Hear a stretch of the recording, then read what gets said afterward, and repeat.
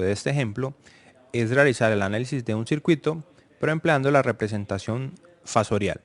Para este caso entonces tendremos la siguiente red circuital, en donde tenemos un voltaje de entrada V y una corriente total I sub T. Tenemos tres elementos RLC ubicados en dos ramas paralelas.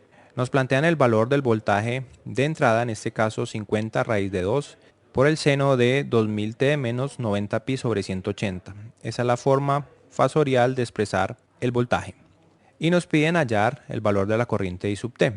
Para ello entonces lo primero que haremos será encontrar la impedancia equivalente de los elementos que están en esa red circuital. Para ello entonces sabemos que la impedancia del resistor será simplemente 5 ohmios. La impedancia del inductor estará representada entonces como J omega L, que si tomamos en cuenta los valores dados para el ejercicio, reemplazamos el valor de omega por ese valor de 2000 que nos da el voltaje de entrada, y el valor del inductor pues tomamos el valor que está en la red circuital, que es 0.02 henrios. Esto nos lleva a que el valor de la impedancia de este inductor sea J 40 ohmios.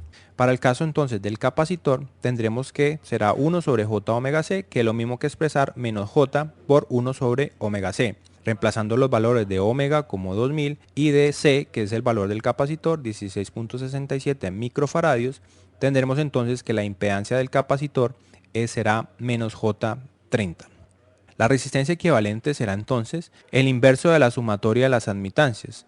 Esto es 1 sobre la admitancia del resistor, que será 1 sobre 5, más la admitancia de la otra rama en paralelo, que será entonces la suma del inverso de las impedancias. En este caso tendremos 1 sobre J40, que corresponde al inductor, menos J30, que corresponde al capacitor. El resultado entonces será 1 sobre 1/5 más 1 sobre J10. Operando un poco más, tendremos entonces que la impedancia equivalente será J50 sobre 5 más J10, que finalmente nos llevará a la impedancia equivalente será 4 más J2. Para hallar entonces el valor de la corriente, que es lo que nos están pidiendo, tendremos que dividir el voltaje de entrada sobre la resistencia equivalente. Si expresamos entonces el voltaje de entrada en términos de fasores, tendremos entonces que será la magnitud 50 y el ángulo menos 90, y tendremos aquí expresada en forma cartesiana nuestra impedancia equivalente como 4,2. Lo que habrá que hacer desde luego entonces será pasar esta forma cartesiana a la forma polar para poder hacer la operación de división de fasores, lo que nos lleva a que la magnitud finalmente será 11.18 y el ángulo será menos 116.6.